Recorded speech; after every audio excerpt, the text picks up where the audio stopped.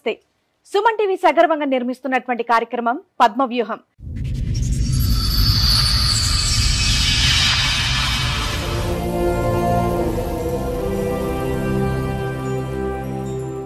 మరి ఈ కార్యక్రమాన్ని సమర్పిస్తున్న వారు 6JVR జమలాపురం వారి రత్నాంజలి. మీ అదృష్టాన్ని మార్చుకోవటం ఇప్పుడు కల కాదు, 6JVR తో సాధ్యం. ఆడపిల్లకు పెళ్లి లేనివి, బాబుకు కూడా పెళ్ళి అయింది, తర్వాత కొన్ని కారణాల వల్ల విడాకులైనవి. మీ అబ్బాయి వయసు ఎంత ఉంటుందండి? అమ్మాయి డిగ్రీ ఫస్ట్ ఇయర్ అంటున్నారు కదా. ఇప్పుడు 33 సంవత్సరాలు, 34. అప్పుడు 20 సంవత్సరాలు. 13 ఏళ్ళు అయిందా మీ అబ్బాయికి పెళ్ళి?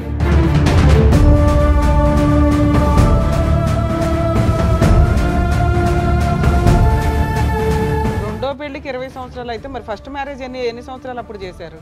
అదే మేడం, 20 సంవత్సరాలు అప్పుడు చేసినాం. అప్పుడు ఫస్ట్ మ్యారేజ్ 20 సంవత్సరాలు, రెండో మ్యారేజ్ ఎన్ని సంవత్సరాలకి? రెండో మ్యారేజ్ 4 సంవత్సరాలకి.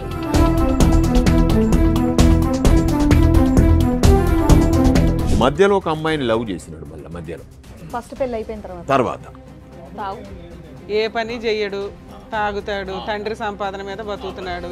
ఒక అమ్మాయి కాబట్టి ఒక అమ్మాయి, ఒక అమ్మాయి కాబట్టి ఒక అమ్మాయి. సింపుల్ గొడవ సార్, పెద్ద గొడవే కాదు ఇది, కానీ భయంకరంగా జరిగింది.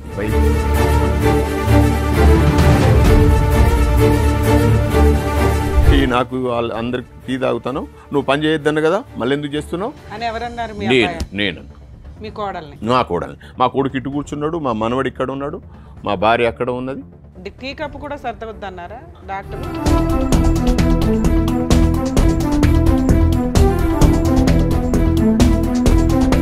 ఆయన అక్కడి నుంచి వచ్చి కొడుకుల సంగతి చూస్తా, వాడు ఏమంటాను నిన్ను, నువ్వు ఒకసారి పోలీస్ స్టేషన్కి పో, పోలీస్ స్టేషన్లో కంప్లైంట్ చేయి, వాళ్ళ కురాలు కొడదాం, వాళ్ళని ఏం చేయాలనో అది చెప్పిస్తా.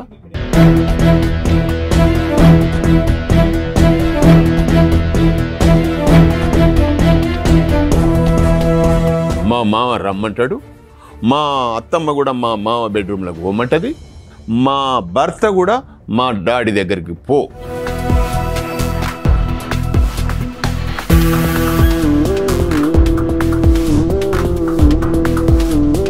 చెప్పకోకుండా కానీ మా ఆయన, మా అత్త, మా మామది మీద ఎక్కువైంది. నా ప్రాణాల మీదకి, నా కొడుకు ప్రాణాల మీదకి వచ్చింది కాబట్టి బయట పెట్టాల్సి వచ్చింది.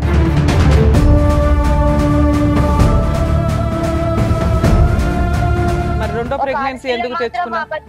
ఒక్క నిమిషం నాన్న, కరెక్టే నువ్వు మాట్లాడుతుంది. ఇట్లాంటి హీనమైన కల్చర్ని మేము కూడా యాక్సెప్ట్ చెయ్యము.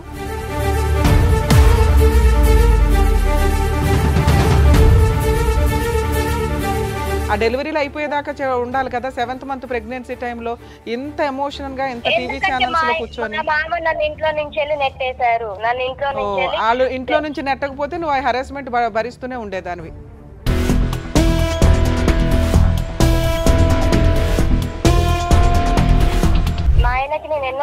నువ్వు చెప్పాలి తల్లి, వాళ్ళు చెప్పరుగా.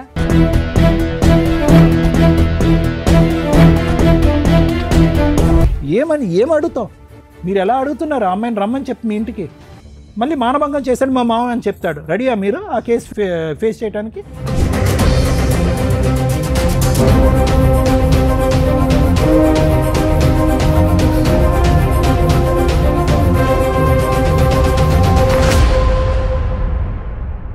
ఈ కార్యక్రమంలో మనతో పాటు ఉన్నారు ప్రముఖ హైకోర్టు అడ్వకేట్ రమ్యాకుల గారు. నమస్తే మేడం. నమస్తే. ప్రముఖ సైకియాట్రిస్ట్ డాక్టర్ కళ్యాణ్ చక్రవర్తి గారు. నమస్తే సార్. ప్లీజ్ కూర్చోండి. కూర్చోండి madam. Sir, madam Maruti Prasad గారని మనం కాల్ చేసి మనల్ని అప్రోచ్ అయ్యారు, బట్ ఆయన రాలేకపోయారనమాట.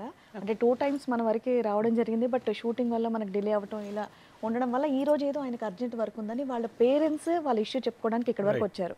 సో మారుతి ప్రసాద్ గారి ఫాదర్ సత్యనారాయణ గారు అండ్ అలాగే వాళ్ళ మదర్ రాధా గారు. సో వాళ్ళ ఇష్యూ ఏంటో ఒకసారి కనుక్కుందాం. నమస్తే అండి. నమస్తే అమ్మా, చెప్పండి సార్, ఎక్కడి నుంచి వస్తున్నారు? సార్ మేము మంతని, పెద్దపల్లి డిస్టిక్ మంతనిలో ఉంటాం. సింగరేణిలో ఉద్యోగం చేశాను మేడం, రిటైర్మెంట్ అయినా ప్రస్తుతానికి ఇప్పుడు వ్యవసాయం చేస్తున్నాం. మాకు 2 ఆడపిల్లలు, ఒక మగ అబ్బాయి మారుతి ప్రసాద్. ఆడపిల్లకు పెళ్ళి లేనివి, బాబుకు కూడా పెళ్ళి అయింది, తర్వాత కొన్ని కారణాల వల్ల విడాకులైనవి అయింది మేడం.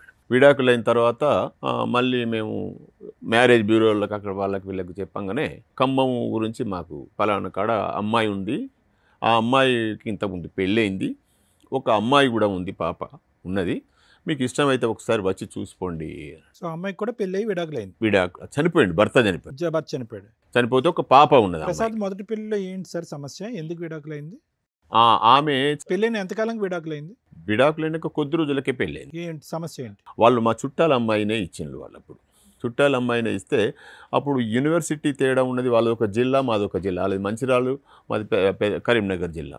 ఆ శాతవాహన యూనివర్సిటీ, ఉస్మానియా యూనివర్సిటీ అని ఆ డిస్టిక్లనే చదవాల్సి వచ్చింది. ఆమె డిగ్రీ ఫస్ట్ ఇయర్లో పెళ్లి చేసుకున్నారు. నేను పై చదువుల కోసం ఈయన కొద్దిగా డ్రింక్ చేస్తాడు మా బాబు. అప్పటి నుండి కూడా డ్రింక్ అలవాటు, తాగడం చేస్తాడు మీ అబ్బాయి. మా బాబు అప్పుడు సింగరేణిలో కాంట్రాక్ట్ లైసెన్స్ తీసుకున్నాడు, కానీ కాంట్రాక్ట్ ఇప్పటి వరకు ఆయన ఎప్పుడు చేయలేదు. నేనే ఉద్యోగం చేసేది. మామూలుగా మాకు పెద్ద అలవాట్లు ఏమి లేవు కాబట్టి జీవనం గడిచేది. మేము ఇంత చేసుకొని ఓ ఇల్లు కట్టుకున్నాం. తర్వాత ఈ ఖమ్మం అమ్మాయి దగ్గరికి పలానానగా మేము ముగ్గురం పోయినాం, చూసుకున్నాం. సరే అని వాళ్ళకు నచ్చింది. సరే అని. మీ అబ్బాయి వయసు ఎంత ఉంటుందండి? అమ్మాయి డిగ్రీ ఫస్ట్ ఇయర్ అంటున్నారు కదా. ఇప్పుడు 33 సంవత్సరాలు, 34. టైంకి అప్పుడు 20 సంవత్సరాలు. 13 ఏళ్ళు అయిందా మీ అబ్బాయికి పెళ్ళి? రెండో పెళ్లికి 20 సంవత్సరాలు అయితే మరి ఫస్ట్ మ్యారేజ్ ఎన్ని సంవత్సరాలు అప్పుడు చేశారు? అదే మేడం, 20 సంవత్సరాలు అప్పుడు చేసినాం. అప్పుడు ఫస్ట్ మ్యారేజ్ 20 సంవత్సరాలు. రెండో మ్యారేజ్ ఎన్ని సంవత్సరాలకి? రెండో మ్యారేజ్ 4 సంవత్సరాలు. రైట్. మధ్యలో ఒక అమ్మాయిని లవ్ చేసినాడు. మళ్ళీ మధ్యలో ఫస్ట్ పెళ్లి అయిపోయిన తర్వాత మరి ఆ అమ్మాయి ఏమైంది? ఆ అమ్మాయి వాళ్ళ ఫాదర్కి ఉద్యోగం అంటే వాళ్ళ ముగ్గురు ఆడపిల్లలు, వాళ్ళ ముగ్గురు అక్క చెల్లెళ్ళు అయితే ఈయనకు ఉద్యోగం ఇస్తా అని చెప్పి కొంతమంది, లేదు ఇంకో అల్లునికి ఉద్యోగం ఇవ్వాలని ఈ డిస్కస్లో గొడవ అయ్యి లవ్ ఫెయిల్యూర్ అయిపోయింది. అయిపోయిన తర్వాత ఖమ్మం అమ్మాయి దగ్గర. మీరు మొదటి పెళ్లి నుంచి ఇప్పటి వరకు మీ అబ్బాయి తాగుతూనే ఉన్నాడా? తాగుడు మధ్యలో బంద్ చేయలేదు సార్. బంద్ చేయలేదు అంటే తాగుతూనే ఉంటాడు మామూలుగా. ఏ పని చెయ్యడు, తాగుతాడు, తండ్రి సంపాదన మీద బతుకుతాడు. ఒక అమ్మాయి కాకపోతే ఒక అమ్మాయి, ఒక అమ్మాయి కాకపోతే ఒక అమ్మాయి. ఇవి మాత్రం వాస్తవాలు నిజాయితీగా ఒప్పుకుంటున్నారు. కొంచెం నిజంగా మా అబ్బాయి కదా దాచి పెడదాం అనేటువంటి దాచి పెడితే ఇప్పుడు నేను మళ్ళీ మీ దగ్గర చెప్పుకో న్యాయం అడగాలి సార్. మాకు వ్యసనం ఉందనేది పరిష్కారం మిమ్మల్ని అడగాలి. ఏ వయసు నుంచి ఉందండి? 20 సంవత్సరాలకే మొదటి పెళ్ళి అన్నారు కదా, అప్పటి నుంచే తాగుతున్నారు? అప్పటి నుండి తాగుతారు మేడం. అంతకు ముందు నుండి. ఏం చదువుకున్నాడు మీ అబ్బాయి? మా అబ్బాయి 10వ తరగతి పాస్ కావడానికి నానా తప్పలబడి 10వ తరగతి పాస్ చేయించను. ఇది ల్యాబ్ టెక్నీషియన్ ఇంటర్మీడియట్ అది చేస్తే వెళ్ళలేదు. ఇక అప్పటి నుండి ఆయన అలవాట్లు ఆయనకు, మా అలవాట్లు నేను ఉద్యోగం చేసుకోవాలని నేను. కష్టం మీ అబ్బాయితోట మీ కోడలతోట? ఇప్పుడు వచ్చింది మొదటి నుంచి మా అబ్బాయితోని, ఇవ్వాలని మాత్రం మా కోడలతోని. ఓకే, అంత వన్ డేలో ఏం ట్విస్ట్ జరిగింది? 3 years బ్యాక్ పెళ్లి దగ్గర నుంచి చెప్పండి ఏమైంది? అయితే మేము ఖమ్మం పోయి చూసి వచ్చిన తర్వాత 3 లక్షల రూపాయలు కట్నం మాట్లాడుకున్నాం.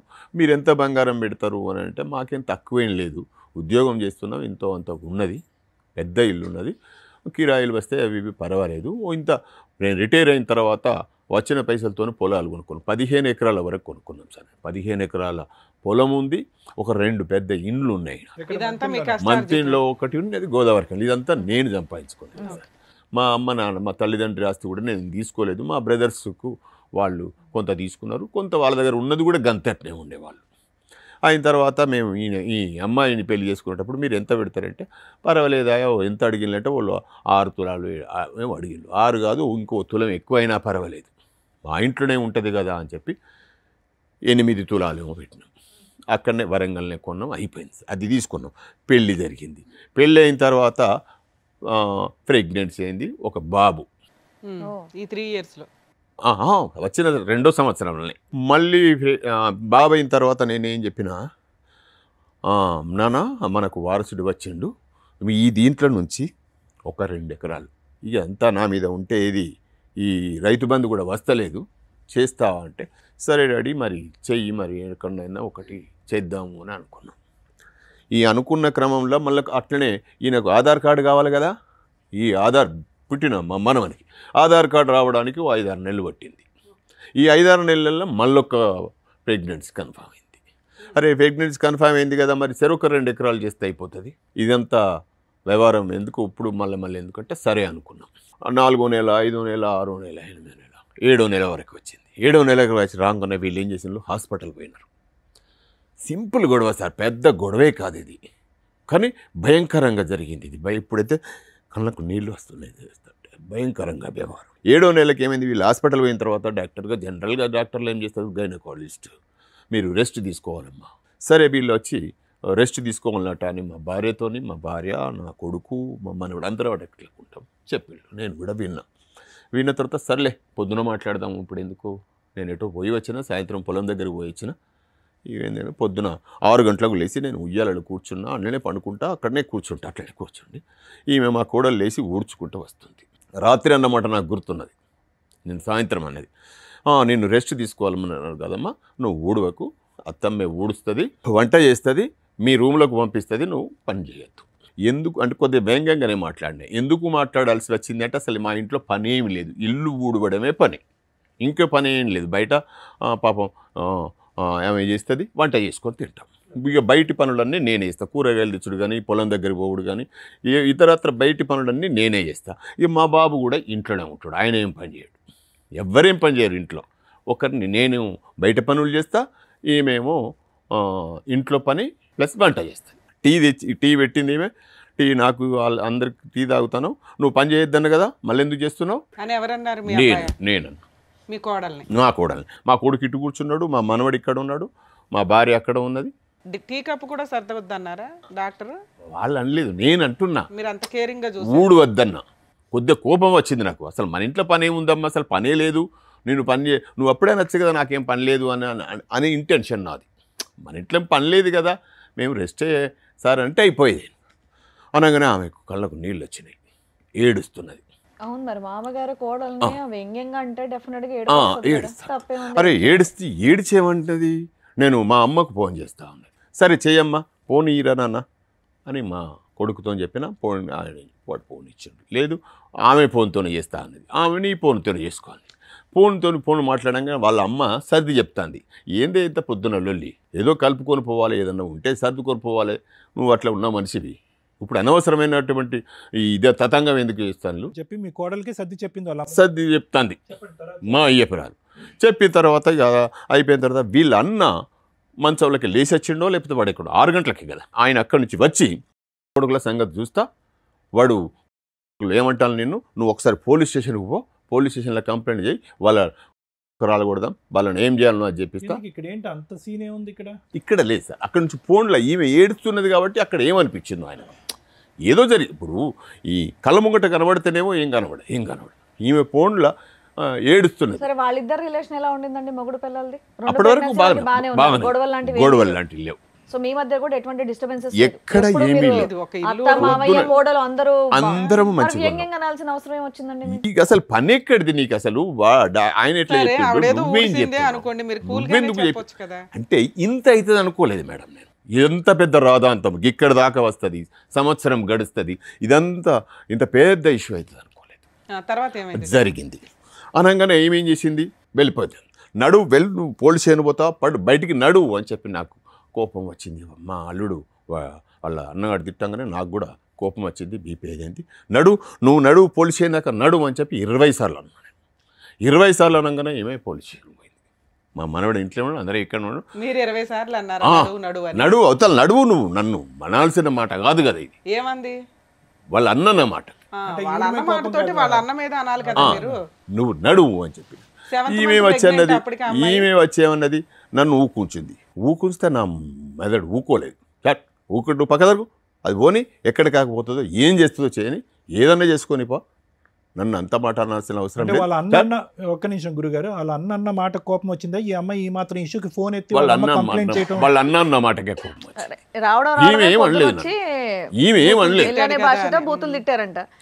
ఈమె ఏమనలేదు నన్ను, ఈమె ఏమీ అనలేదు, మా కొడుకు ఏమనలేదు. నా పాయింట్ అర్థం కాలేదు మీకు. నేను అనేది ఏంటంటే, ఈ అమ్మాయి ఈ మాత్రం అంశానికి ఫోన్ ఎత్తి వాళ్ళకి చెప్పకుండా ఉంటే అయ్యేది కాదు. సుఖంగా సంతోషంగా ఉన్న ఇంట్లో ఏదో మా మామ ఏదో హెరాస్ చేస్తున్నట్టుగా అని చెప్పేటప్పటికి వాళ్ళు చూడనటువంటి సన్నివేశాన్ని వాళ్ళు ఊహించుకుని ఇక్కడ ఏదో రాత్రి రంపాలు పెడుతున్నారని చెప్పి పోలీస్ స్టేషన్ అని మాట ఎత్తాడు. అది కోపం వచ్చి ఒకసారి అన్నారంటే 10 సార్లు. ఏం చేస్తారు వీళ్ళు, కొడుకుల సంగతి చూద్దాం, బొగ్గుద్దబకి కొడతాం, తాను నడువు కంప్లైంట్ చేసి అక్కడే అయిపోయిన తర్వాత ఈమె పోయింది పోలీస్ స్టేషన్. పోగానే అప్పటికి పోయేటప్పుడు ఏమన్నది, అడ్డం వచ్చి, ఊకో, నువ్వు ఎందుకు మాట్లాడుతానో, రామ్మ లోపలికి రా అని చెప్పి ఈమె పిలిచింది. సార్ పోనీ, నేను పోయిన తర్వాత ఈమె ఎందుకు వచ్చేస్తావు, అక్కడ పోతే జరిగేది ఏంది, మనం చేసే తప్పేంటిది, అయ్యేది అవుతుంది బా, ఘనకార్యం ఏంది అని పోయింది. మా బాబు వీళ్ళందరూ ఎవ్వరేం మాట్లాడలేదు. ఈమె చక్కగా పోలీస్ స్టేషన్ పోయి పోలీస్ స్టేషన్లో కంప్లైంట్ చేసిన తర్వాత ఎస్ఐ గారు నాకు ఫోన్ చేసి ఈమె చెప్పింది కదా మా మావయ్య నన్ను ఇట్లా ఎల్లగొట్టిండు అని. ఎస్ఐ గారు పిలవంగానే పోయిన పోలీస్ స్టేషన్కు. పోయిన తర్వాత ఏంటి సత్యనారాయణ ఏం జరిగింది అంటే, సరిగో ఇది జరిగింది అంటే, ఈమె ఏదో చెప్తున్నాను వెళ్ళగొట్టిళ్ళు అది చేసింది ఇది చేసింది అంటే, సరేనమ్మా ఇప్పుడు పరిస్థితి ఏంటిది, నువ్వు రా, అయిపోయింది కదా, పొరపాటు గరపాటు జరిగిపోయింది రా అంటే, నేను రాను నేను పోతా అన్నది. అప్పటికే వాళ్ళ అన్నకు ఒక బిడ్డ పుట్టి ఒక 15-20 రోజులు అవుతుంది. ఈమె చూడలేదు, మేమే పోయి చూసి వచ్చినాం. ఎందుకంటే ఈమె ప్రెగ్నెంట్ ఏదో 6 నెలలు 7 నెలలు అట్లా ఇప్పుడు పోవద్దు అనే దాని మీద ఈమె పోలేదు. ఆ ఆలోచన కూడా ఉండవచ్చు, పోయి రాని అని నేను అనుకున్నా, మేము అందరం అనుకున్నాం అదేమాట. ఈమె డబ్బులు ఏమన్నా ఈ సత్యనారాయణ ఆయనకు మరి డబ్బులు ఏమన్నా ఇవన్న వల్ల ఒక 500 నోటు తీసిన. 500 సరిపోతుంది అంటే, కమ్మమే కదా సార్ 500 ఘనకార్యమేం కాదు అని 500 ఇచ్చిన. మరి ఈమె బట్టలు అవి ఇవి కావాలి కదా, మీ మనవన్ని కూడా తీసుకుపోవాలి కదా అని వల్ల ఒక కానిస్టేబుల్ వచ్చిండు, మా ఇంటి దగ్గర వచ్చిండు, బట్టలు మా మనవన్ని ఓ బ్యాగ్ పట్టుకొని వెళ్ళిపోయింది. వద్దమ్మా అని చెప్పినాం, వినలే. అయిన తర్వాత అక్కడ పోయిన తర్వాత వీళ్ళు ఏం చేసిండ్రు, మహిళా పోలీస్ స్టేషన్కు, సఖీ పోలీస్ స్టేషన్కు ఇవి ఏది ప్రెగ్నెన్సీ టైంలో వీళ్ళు కంప్లైంట్ చేసిన తర్వాత ఈయన ఏం చేసిండు, ఇప్పుడు మా బాబు అసలు ప్రాబ్లం నా ఇంట్లో ప్రాబ్లం ఉంది మాకు ఏంది, ఈయనే మందు తాగడం. మందు తాగొచ్చి లొల్లి చేసాడు. కాదు, నాకు ఒక్క నిమిషం గురుగారు, ఈ 2 సంవత్సరాల్లో 2 కాన్పులు వచ్చినటువంటి మీ అబ్బాయి యొక్క తాగుడు గురించి ఎప్పుడు లొల్లి చేయలేదా, ఎప్పుడు వేలెత్తి చూపెట్టలేదా, ఏంటండి మీ గొడవలు ఏం కాలేదు సార్. ఈయన తాగుతాడు మామూలుగా, ఆయన ఏంటాడు, నేను ఎవరి జోలికి ఎందుకు వస్తాడు, డబ్బులు ఇంట్లో నేను ఇస్తా, డబ్బులు నేను ఇస్తా, డబ్బులు ఎప్పుడు అడిగితే వీళ్ళు అంటారు అందరు నన్ను, డబ్బులు ఎందుకు ఇస్తాను నీ కొడుకుంటే ఇవ్వాల్సిందే, ఇవ్వకుంటే ఈ ఆస్తి నేనేం చేసుకుంటా, నా ఆలోచన కూడా ఇంతే, నేను ఎప్పటికైనా ఇచ్చుడే. అది కాదు సార్, ఇచ్చుడు అంటే కనుక మంచి పనులకి ఇచ్చుడు అయితే, మంచి పనులైనా చెడ్డ పనులైనా ఆయన నన్ను ఆ రకంగా బెదిరిస్తాడు. ఆయన ఇంటెన్షన్, ఆయన మాటల విధానం చూస్తే ఇక నేను నా లైఫ్ వేస్ట్ అంటాడు. అనగానే ఎందుకు నాకు మీ కొడుకు కూడా ఇండైరెక్ట్ గా మీ కొడుకు కూడా మీకు భారమే చెప్తున్నారు మీరు. ఆయన తర్వాతనే ఈయన ఏం చేసినాం, రిహాబిలిటేషన్. Super, very good. ఎప్పుడో చేయాలి, చేసిన అంతకుముందు కూడా ఒకసారి చేశారా. ఈయన రిహాబిలిటేషన్ పంపించగానే అక్కడ ఏం జరిగింది, వీళ్ళు సఖీ పోలీస్ స్టేషన్లో కౌన్సిలింగ్ పెట్టి ఇతను రిహాబ్లో ఉన్నాడు, ఈయన రిహాబ్లో ఉన్నాడు, నేను కౌన్సిలింగ్కి వెళ్ళాలి. మేమిద్దరం కలిసి కౌన్సిలింగ్కి పోయినాం. కౌన్సిలింగ్ పోయినాక వాళ్ళు నన్ను అడిగిండ్రు, మీ బాబు రావాల్సింది మీరెందుకు వచ్చిండ్రు అని. సరిగా ఆయన పరిస్థితి మంచిగా లేడు, హాస్పిటల్లో ఉన్నాడు, నేను వచ్చినా ఏదన్నా ఉంటే మేము మాట్లాడతాం. ఇంకెక్కడికైనా మీ అబ్బాయి తరపున మీరే రిప్రజెంటేషన్. నేనే సరిగా ఇప్పుడు కూడా రావాల్సిందని కారణం కూడా అదే. ఇప్పుడు ఆయన రాకపోవడానికి, ఆయన ఇప్పుడు మాలలో ఉన్నాడు కానీ ఆయన మాట అంటే మాటనే. ఇది ఎన్నోసారి మాల వేసుకోవటం స్వామి అతను? ఈయన 4 ఆ 4-5 సార్లే తాగుడు ఆపటం ఈ 15-20 సంవత్సరాలు అంతే. హనుమాన్ మాల వేస్తాడు, మిగతా టైం అంతా దుర్గమాత మాల వేస్తాడు. చెప్పండి, మీరు చెప్పింది బాగుంది. ఇవన్నీ కౌన్సిలింగ్ కి మీరు వెళ్ళారు, మేమిద్దరం వెళ్ళిన తర్వాత ఇక వాళ్ళు మన మాట ఎందుకు చేస్తారు అంతా, ఇక వాళ్ళు లేదు మీరు ఆయనే రావాలి అది అంటే, సరేనమ్మా మీరు ఇట్లా అనుకుంటే అట్లా, మీకు నష్టం అయితే జరుగుతుంది, మీకే జరుగుతుంది నష్టం, ఇబ్బంది పడతారు, అటువంటిది కానిచ్చుకోకండి, ఇప్పటికైనా మంచిదే రండి. ఆయన ఎక్కడున్నాడు అంటే, ఆయనకి రిహాబ్లో పోయిండు అన్న విషయం వాళ్ళకు కూడా అర్థమైంది. నేను మాత్రమే హాస్పిటల్లో ఉన్నాడు అన్న వాళ్ళకు, రిహాబిలిటేషన్లో ఉన్నా అన్న విషయం వాళ్ళకి అర్థమైన తర్వాత ఇక వాళ్ళు సరేలే ఇక మీరు అట్లా కాదు, మేము పోలీస్ స్టేషన్కే పంపిస్తాం, మీరు కేసు అక్కడికే రండి. సరే ఇంకొకసారి తీసుకొని వస్తే అవకాశం ఇవ్వండి మేడం అని చెప్పి వాళ్ళని కూడా అన్నా. సరే వాళ్ళు ఏం చేసిండ్రు, ఇంకోసారి అవకాశం ఇచ్చిండ్రు. ఇంకోసారి ఈయనను తీసుకువచ్చి ఈయనతో మళ్ళీ పోయినాక కూడా మళ్ళీ పోలే, ఇంకోసారి అవకాశం ఇచ్చిండ్రు. ఎప్పుడు 28వ తారీఖు జనవరి 28 తారీఖు పోయేసరికి అంతకు క్రితమే ఒక 2 సంవత్సరాల క్రితం మా చిన్న బిడ్డకును మా చిన్నల్లునికి గొడవలైనాయి. 2 సంవత్సరాల క్రితం, దానికి 2 సంవత్సరాల క్రితం వీళ్ళు గొడవై, మా బిడ్డ వేరే ఉంటుంది, మా బిడ్డకు 2 ఆడపిల్లలు, ఒక మనవరాలేమో అల్లుని దగ్గర ఉంటుంది, ఒక మనవరాలు మా బిడ్డ దగ్గర ఉంటుంది, వీళ్ళు వేరు ఉంటారు. ఈ క్రమంలో 28 తారీఖు వెళ్ళాల్సింది ఉన్నది. ఈ క్రమంలో మా అల్లుడు అంటే మా చెల్ల కొడుకే ఇచ్చినాం సంబంధం, ఆయన మా చెల్ల కొడుకే. వీళ్ళు ఏం చేసిండు, మా అల్లుడు నువ్వు మా కోడలు ఇద్దరు కలుసుకున్నారంటే ఈయన ఆమెకు ఫోన్ చేసిందా, ఆమె ఈయనకు ఫోన్ చేసిందా? ఫోన్ చేసిన తర్వాత ప్లాన్ వేసిండు. ఏంటిది ప్లాను? వాడిని రావుల సత్యనారాయణ అనేటువంటి నిన్నుంచి కాదమ్మా, వాడిని అంచుడంటే ఎవ్వరి నుంచి కాదు, నేను చెప్తాను విను, నువ్వు ఒక్కసారి రా, మా ఊరికి రా మంతెనకు అని చెప్పి మంతెనకు పిలిపించుకున్నాడు వీడు. ఎవడు? మా అల్లుడు. చెల్లే, నేను నీకు ఒక మాట చెప్తా విను, ఈ పద్ధతి ప్రకారం చేస్తే వాడిని తలకాయ తెల్లవారి వాడు ఊరు పెట్టుకోవాలన్నాడు చౌరస్తాలు పోయి. నేను ఆ పని చేస్తా, నేను చెప్పినట్టు విను అని. మా చుట్టాలే సార్ అందరు, మా ఊళ్ళో అందరూ మా చుట్టాలు, మా మామలు, తాతలు, బావలు, బామర్దులు అందరూ ఉంటారు. ఈ అందరి ఇళ్ళకు వీడు మా కూడలు తీసుకొని పోయిండు. ప్రెగ్నెంట్తో ఉన్నది పాప ఇంత. అందరికి దండం పెట్టి మా మావ నన్ను గుంజిండు, మా మావ రమ్మంటాడు, మా అత్తమ్మ కూడా మా మావ బెడ్రూమ్లోకి పోమంటుంది, మా భర్త కూడా మా డాడీ దగ్గరికి పో. మీకు ఒకసారి వీడియో పెట్టిన సార్, చూసింది అనుకుంటా మీరు. పెట్టినారా మీరు? అయితే ఇవన్నీ చెప్పుకుంటా ఊరందరికి చెప్పేసింది. ఈ ఊరందరూ ఒక్కడికి జమ అయిండ్లు. ఏది? ఫిబ్రవరి 9 తారీఖు అనుకుంటుంది. పెళ్ళిళ్ళు ఉన్నాయి. మేము 17 తారీఖు 13 తారీఖు ఖమ్మం పోవాల్సింది. 2 రోజుల ముందే మేమే వస్తాము అని చెప్పి మాకు మతలబు చేసి వాళ్ళు వచ్చిండు. ఈమె ఒక పెళ్ళికి పోయింది, మా కొడుకో పెళ్ళికి పోదామని రెడీ అయిండు. నేను పొలం దగ్గర ఉన్నా. నాకు పొలం దగ్గరికి ఫోన్ చేసిండు, నువ్వు రా, మీ ఇయ్యపురాళ్ళు అది బండేసి కారు వేసుకొని వచ్చిండ్లు, అందరు జమైండ్లు, ఈ చింత చెట్టు కాడికి వస్తే పంచాయతీ. సరే నేను వస్తానే, చిన్న పని ఉన్నది, వీళ్ళకు ఈ వర్కర్ల కూలీలకు పని చెప్పి నేను ఒక పావు గంట అరగంటలో వస్తా అన్న. నేను అరగంటలో వచ్చే వరకు వీళ్ళంతా నాకు అర్థమైపోయింది, సీన్ అంత ఉల్టా పల్టా అయిపోయింది. నా మీద ఇంత దుర్మార్గునివా అనే మాటలు గుసగుసలు నాకు వినబడతాయి. అనగానే నేనేం చేయాలి? మీ అమ్మాయి ఎక్కడ ఉంది వాళ్ళ పాపతోటి? వదిలేసి వచ్చిన అమ్మాయి తెలిసి వస్తాయి కనుక బ్రహ్మదేవుడి మీద ఒట్టు, నేను తాగుడు ఆపేస్తానని చెప్పి శపథం చేయాలి. కానీ ఇక్కడికి వచ్చిన తర్వాత మీరు మీ ద్వారా ఏమన్నా మాకు మంచి జరిగితే సంతోషపడతాం సార్. ఇలా మీరు ఇక్కడికి వస్తున్నట్టు తెలుసా అమ్మాయికి? తెలీదు.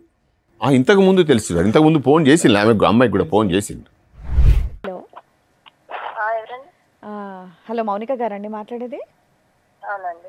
నేను సుమన్ టీవీ పద్మవ్యూహం ప్రోగ్రామ్ నుంచి శ్రీవాణిని మాట్లాడుతున్నాను. చెప్పండి. ఇక్కడ అడ్వకేట్ రమ్య గారు మీతో మాట్లాడతారు, ఒక నిమిషం మాట్లాడండి. మేడం, నేను పాపని తీసుకొని హాస్పిటల్లో ఉన్నాను, నేను తర్వాత కాల్ చేస్తాను మేడం. నానా పర్లేదమ్మా, ఒక్క నిమిషం తల్లి. మీ మావయ్య గారు వీళ్ళు వచ్చారు. ఏంటి అసలు ఆయన మీద ఒక ఎలిగేషన్ ఒకటి సీరియస్ గా నడుస్తుంది. ఏం జరిగింది నాన్న? తను చేసిందే నేను చెప్పాను మేడం. మా మామ నన్ను సెక్సువల్ గా చాలా ఇబ్బంది పెడుతున్నాడు. ఎంతంటే అంత ఘోరంగా ఇబ్బంది చేస్తున్నారు. నాన్న, ఆ విషయం మీద మీరు కంప్లైంట్ ఇవ్వకుండా ఎందుకు భరించారమ్మా అప్పటిదాకా, లాస్ట్ మినిట్ దాకా? ప్రెగ్నెన్సీలు వచ్చినాయి, ప్రెగ్నెన్సీలు గురించి వస్తున్నప్పుడు మీరు డాక్టర్ దగ్గర ఫస్ట్ మ్యామ్ చెప్పేది ఏంటంటే, నాకు ఫస్ట్ మ్యారేజ్ అయింది, నాకు పాప ఉన్నది. ఆ పాప ఫ్యూచర్ గురించి ఆలోచించి నేను ఎంతవరకు కూడా చెప్పకోకుండా ఉన్నా. కానీ మా ఆయన, మా అత్త, మా మామది నెరి ఎక్కువైంది, నా ప్రాణాల మీదకి, నా కొడుకు ప్రాణాల మీదకి వచ్చింది కాబట్టి బయట పెట్టాల్సి వచ్చింది. సరే నాన్న, మీరు పెళ్ళైన దగ్గర నుంచే ఈ హెరాస్మెంట్ ఉందా మీకు? స్టార్టింగ్ నుంచి? నా మా బాబు కడుపులో పడిన తర్వాత నుంచి ఉంది మ్యామ్. మరి రెండో ప్రెగ్నెన్సీ ఎందుకు తెచ్చుకున్నా?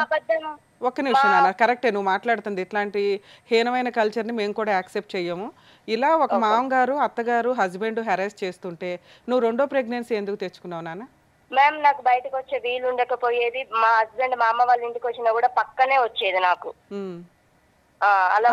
అసలు ఈ ఇంట్లో నీకు ఒక చాలా దారుణమైన ఒక స్త్రీకి జరగకూడని అవమానం జరుగుతుంది, హెరాస్మెంట్ జరుగుతుంది. అలా జరుగుతున్నప్పుడు ఇది ఉండే కాపురమా ఊడే కాపురమా, ఏ రోజు ఎలా వస్తుందో తేడా అని మనం కొంచెం సెకండ్ ప్రెగ్నెన్సీ తెచ్చుకోకుండా ఆగాలి కదా.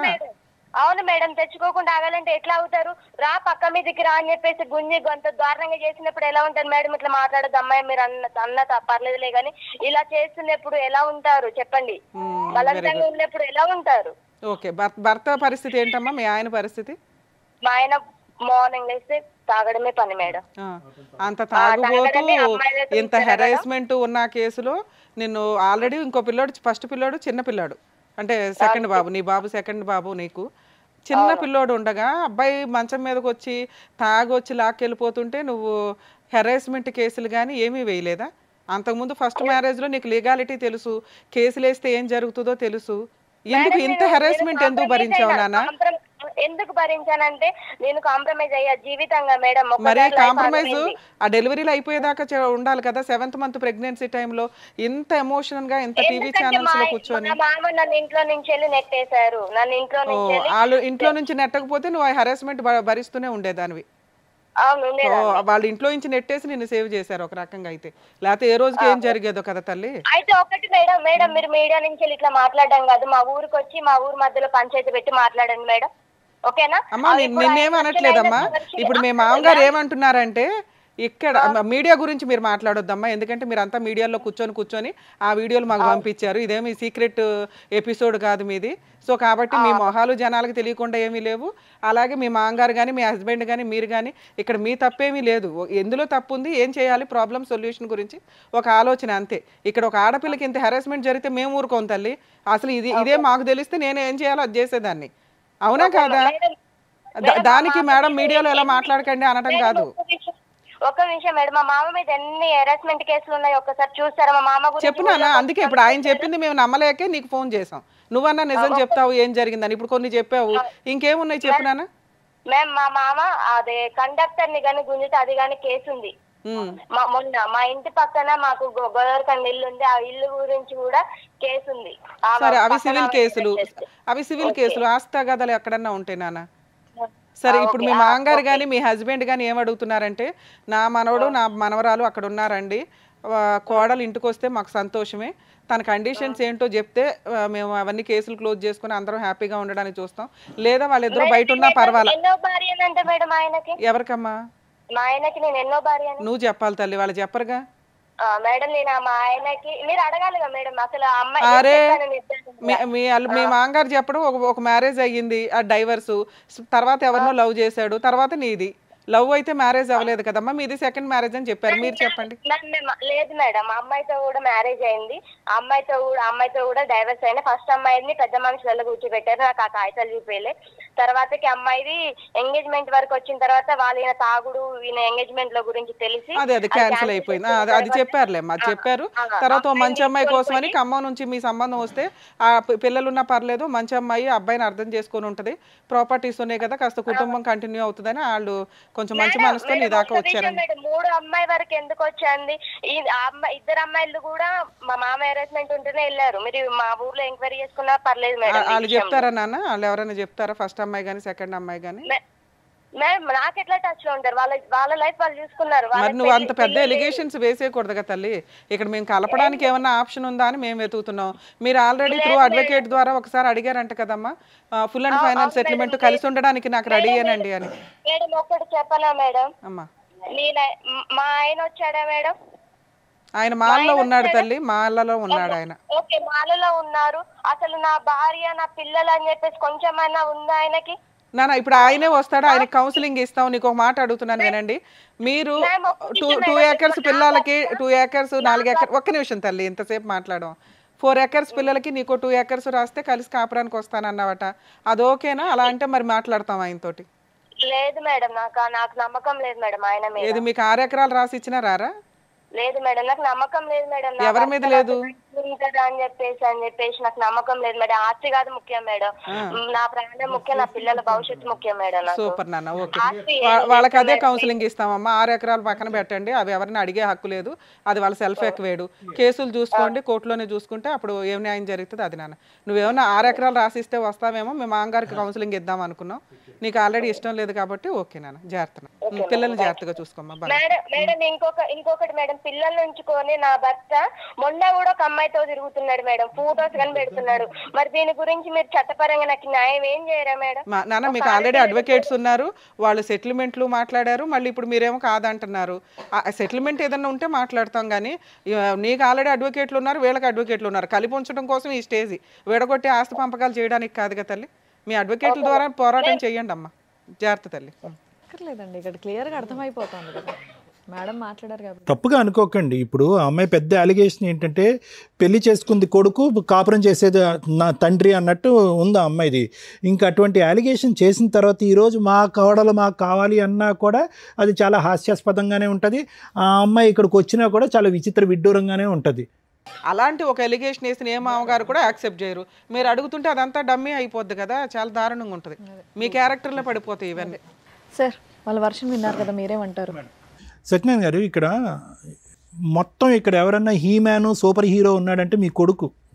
ఒకటి ఏ తండ్రి అయినా ఏ తల్లి అయినా ప్రధానంగా గుర్తుపెట్టుకోవాల్సింది ఏంటంటే, ఈరోజు ఎక్కడ కూడా ఇటువంటి వేదిక మీద వచ్చినటువంటి తల్లిదండ్రులు ఎవరు కూడా వాళ్ళ కొడుకు మీద ఈ స్థాయిలో వేలెత్తి చూపెట్టలేదు. మీరు వస్తూనే నిజాయితీగా మా కొడుకు యొక్క క్యారెక్టర్ దరిద్రం అండి, మీరు చెప్పింది ఆ కొండ మీద ఉన్న ఆ చిన్న మొక్క స్థాయి చెప్తే కనుక కిందన ఎంత ఉంది 99% అన్నది మేము ఊహించుకోగలం. ఓకే, సో ఈరోజు మీ కోడల కంటే మీకు పెద్ద శత్రువు ఎవరైనా ఉన్నారంటే అది మీ కొడుకు.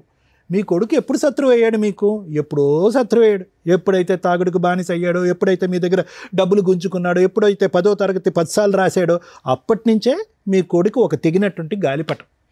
తెగిన గాలిపటానికి మనం ఏం చేయాలి అంటే కనుక దానికి సరిగ్గా తాడు కట్టి దాన్ని పట్టు బిగించి దాన్ని ఒక గాడిలో పెట్టిన తర్వాత ఆ అమ్మాయిని తీసుకొస్తారో, కోడలను ప్రేమించి పెళ్లి చేసుకుంటాడో, ఆ తర్వాత మీ ఇష్టం. ఈరోజు ఎక్కడ తప్పు వచ్చింది ఇక్కడ? మీ కొడుకు ఏం పాత్ర పోషించాడు ఇక్కడ? అప్పటి నుంచి ఇప్పటి వరకు అతను పెళ్లి చేసుకుంది ఎవరినన్నా ఉంటే కనుక ఆ మందుబాటులను పెళ్లి చేసుకున్నాడు. మిగతా వాళ్ళందరూ కూడా తూతూ మంత్రంలాగా వచ్చి వెళ్ళిపోయినటువంటి వాళ్ళే. కానీ మీరు చెప్పినటువంటి వాళ్ళు ముగ్గురే అయితే కనుక, ఇద్దరు భార్యలు ఒక లవర్ అయితే కనుక ఊహించుకున్న వాళ్ళు ఎంతమంది ఉన్నారని చెప్పి ఆ అమ్మాయి అంటుంది. అది మనం ఇంకా నమ్మాలి. ఎందుకంటే మీ అబ్బాయికి చదువు లేదు, సంధ్య లేదు, ఒక పద్ధతి అయినటువంటి ఒక ఉద్యోగం లేదు, ఒక బాధ్యత లేదు. ఇవన్నీ ఏమీ చేయనటువంటి అబ్బాయికి ఈరోజు మీరు ఇక్కడ నోరు లేదు, ఈ తల్లికి నోరు లేదు. ఎందుకంటే కొడుకుని దారిలో పెట్టుకోలేకపోయింది. ఇద్దరు ఆడపిల్లలు ఉన్నారు కాబట్టి, మూడోవాడు కొడుకు కాబట్టి, అరే తై అంటే సై అంటే సైరా, తందన అంటే తందనారా అని చెప్పి, నీ తాగుడికి డబ్బులు కావాలని చెప్పి ఫ్రీగా మీరిద్దరు ఏటీఎం మెషిన్ లాగా అతని తాగుడిని పోషించి పెద్ద చేసి ఈరోజు ఈ పరిస్థితి వరకు తీసుకొచ్చారు. ఇక్కడ ఇంకొక మాటే లేదు. ఇప్పుడు ఏమైంది? మీరు ఫస్ట్ ఆఫ్ ఆల్ మీరు చేయవలసింది ఏంటంటే ఆ అబ్బాయిలో ఒక నిలకడతనం నేర్పించాలి, ఒక ఆలోచన శైలి పెంపొందించాలి, అవసరమైతే 10 సంవత్సరాలు రీహాబిలిటేషన్లో పెట్టాలి, ఇంకో దారిని వెళ్ళి తాగుడు ఆపించాలి, వ్యక్తిత్వాన్ని డెవలప్ చేయాలి. ఇక్కడ ఎక్కడ చేసామండి వ్యక్తిత్వం? ఏదో సామెత ఉందో చూడండి, పెళ్ళి అయితే కనుక పిచ్చి కుదురుతుంది అన్నట్టుగా మీరు పెళ్లి చేసేటటువంటి పనిలోనే పడ్డారు కానీ ఆ అబ్బాయి వ్యక్తిత్వం మార్చలేదు. ఒక తల్లి తండ్రిగా ఎందుకు పనికిరానటువంటి, తప్పుగా అనుకోకండి, సరైనటువంటి ఒక బాధ్యత తీసుకున్నటువంటి ఒక అబ్బాయిని మీరు బాగు చేసేటటువంటి దాంట్లో మీరు ఓటం పాలయ్యి ఈరోజు బయట నుంచి వచ్చేటటువంటి ఆడపిల్ల వచ్చి అతను సరిదిద్దుతుందండి? అంత ఓపిక సహనం ఉంటుందా? ఈ అమ్మాయి ఈరోజు మౌనిక అనేటటువంటి అమ్మాయి ఎప్పటికీ కూడా సత్యనారాయణ గారు మీ అబ్బాయి మీద కూడా పీకల్లోతు ఉంది ఆ అమ్మాయికి. కానీ ఆ అమ్మాయి అక్కడికి అక్కలేదు, ఎందుకంటే పెళ్లి చేసుకుంది అతను, మాట్లాడేది మీరు. సో ఇలాంటి పరిస్థితుల్లో ఏ స్థాయి అలిగేషన్ మీ మీద వచ్చిందో చూడండి. ఆ అమ్మాయి ఏదైనా నాలుగు ఖర్చుకుని ఇప్పుడు ఆ మాట ఈ పబ్లిక్గా ఈ ఫోన్ కాల్లో చెప్పకూడదు అని చెప్పదేమో అని నేను అనుకున్నాను. కానీ ఈరోజు బహిరంగంగా బల్లగుద్ది మళ్ళీ మాట్లాడుతుంది ఆ అమ్మాయి. ఇంకొక మాట కూడా అంది, మీరు ఇచ్చిన ఆఫర్ కూడా నాకు వద్దు అంటుంది ఆ అమ్మాయి. ఈరోజు మీరేమన్నారు? సార్ అక్కడో 2 ఎకరాలు ఇక్కడో 2 ఎకరాలు, ఆ అమ్మాయికి 2 ఎకరాలు అడుగుతుంది కాబట్టి నేను ఆ అమ్మాయికి ఇవ్వను, కానీ మనవరాళ్ళ వరకు ఇస్తానండి, వచ్చి కాపురం చేయమనండి, ఇంట్లో హ్యాపీగా సంతోషంగా చూడాలని మీరు అనుకుంటున్నారు. కానీ ఆ అమ్మాయి ఇప్పటికీ కూడా తన యొక్క ఇంటిగ్రిటీ థ్రెట్, తన యొక్క వ్యక్తిత్వం మీద ఉండేటటువంటి గురి, లేదంటే తన యొక్క ప్రాణాల మీదకు ఉండేటటువంటి భయంతో ఈరోజు మీరు వచ్చేటటువంటి ఆఫర్ కాదు, 6 ఎకరాలు కాదు కదా, మొత్తం 15 ఎకరాలు వచ్చినా కూడా నాకు వద్దు, నాకు అక్కడ సేఫ్టీ లేదని చెప్పి ఆ అమ్మాయి మాట మీద ఆ అమ్మాయి చాలా నిలకడగానే ఉంది. మీరు చెప్పేది ఇప్పుడు ఆ అమ్మాయి చెప్పేది అసలు మ్యాచ్ అవ్వట్లేదు. ఇక్కడ చూడండి, ఎన్ని పంచాయతీలకు మీ అబ్బాయి వెళ్ళాడు, ఎన్ని పంచాయతీలకు మీరు వెళ్ళారు, ప్రతి చోట మేము ఎక్కడ చూడలేదండి. మేము చూడనటువంటిది ఏంటంటే ఇక్కడ వచ్చి కూర్చున్నటువంటి తల్లిదండ్రులు వాళ్ళ కొడుకు యొక్క బానిసమైన తాగుడికి బానిసైనటువంటి కొడుకు యొక్క పాత్రని మార్చుకోలేకపోవటం అనేటటువంటిది ఒక అంశం అయితే కనుక, రెండోది ఏంటంటే కనుక ఇక్కడ మీరు వచ్చి ఎన్ని పంచాయతీలు మీరు అటెండ్ అయ్యి ఉంటారు? ఇక్కడ ఎందుకు ఏ పంచాయతీ కూడా ఎందుకు సక్సెస్ఫుల్ అవ్వట్లేదు అంటే కనుక పెళ్లి చేసుకున్నవాడు మాట్లాడట్లేదు, పెళ్లి చేసుకున్నవాడు తాగుడు ఆపట్లేదు, పెళ్లి చేసుకున్నవాడు బాధ్యత తీసుకోవట్లేదు. అతను తీసుకున్నటువంటి బాధ్యత మీరు తీసుకుని ఇక్కడ పెద్దలుగా ఇక్కడ కూర్చున్నారు. మీరు వర్కౌట్ అవ్వదండి, వర్కౌట్ అవుతుంది. ఇది ఎప్పుడో నువ్వు ఆ అమ్మాయి కేసులు పెట్టినప్పుడు అవునా అంటే ఇక్కడ అన్నిటికంటే బాధ కలిగేది ఏంటంటే కనుక మౌనిక ఎందుకు ఇలా డబుల్ రోల్ ప్లే చేస్తుందో నాకు అర్థం కావట్లేదు. ఆ అమ్మాయి మాటలో స్పీడ్ కనిపిస్తుంది. ఆబ్వియస్లీ తను పడినటువంటి క్షోభ మీరు పడింది. ఈరోజు ఆ అమ్మాయి ఆ మాట అంటే కనుక మీరు అగ్గిలం మీద గుగ్గిలం అవ్వాలి. ఏంటి మీ క్యారెక్టర్ ఇక్కడ పబ్లిక్లో అసాసినేట్ అవుతుంది. మీ క్యారెక్టర్ అంటే చాలాసార్లు నా క్యారెక్టర్ అసాసినేట్ అయ్యింది కాబట్టి ఈరోజు కొత్తగా నాకు అనిపించట్లేదని మీరు అనొచ్చు.